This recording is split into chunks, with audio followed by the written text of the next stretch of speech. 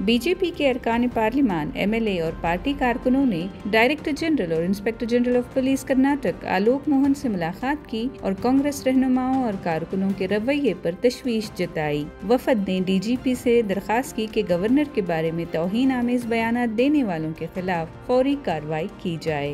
BJP के वफद के मुताबिक कुछ कांग्रेस रहनुमाओं ने गवर्नर को अलहदा करने और धमकाने की कोशिश की है, जिससे गवर्नर के खिलाफ दुश्मनी और ओहदे से एहतराम का माहौल खराब हो गया है। हाल ही में गवर्नर तावरचंद गहलोत ने कर्नाटक के वजीर आला सिद्धरामैया के खिलाफ मुकदमे की मंजूरी दी थी, जिससे कर्नाटक में बीजेपी और कांग्रेस के दरमियान सियासी तनाव बढ़ गया है। पीर के रोज गवर्नर के फैसले के खिलाफ एहतजाज के दौरान कांग्रेस के एमएलसी आइवान डिसोजा ने एक तकरीर की, जिसे बीजेपी के वफद ने गवर्नर के खिलाफ तौहीन आमेज करार दिया है।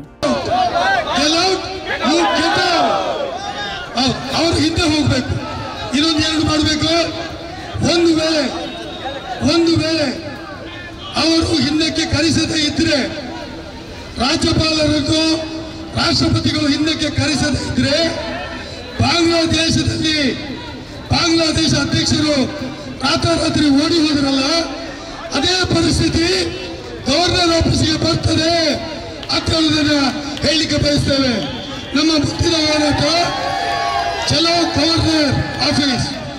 ಆಮೇಲೆ ಇದರಲ್ಲಿ ಮಂಗಳೂರಿನಲ್ಲಿ ಒಬ್ರು ಐವನ್ ಡಿಸೋಜಾ ಅಂತ ಹೇಳ್ತಾರೆ, ಅವರು ಸರಿಯಿಲ್ಲ ಅಂತ ಮಾತಾಡ್ತಾರೆ। ನಮ್ಮ ಇದುವೇ ನಾವು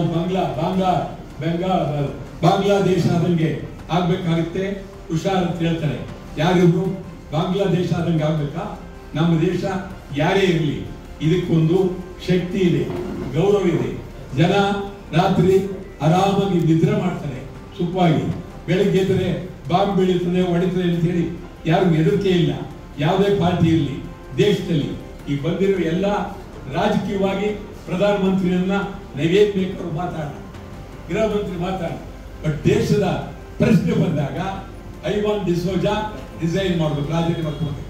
ಹುಚ್ಚುಚ್ಚಾಗಿ ನಾಲಿಗೆ ಇದೆ ಅಂತ ಹೇಳಿ ಬಾಯಿಗೆ ಬಂದಂಗೆ ಮಾತಾಡಬಾರ್ದು। ನಮಸ್ಕಾರ।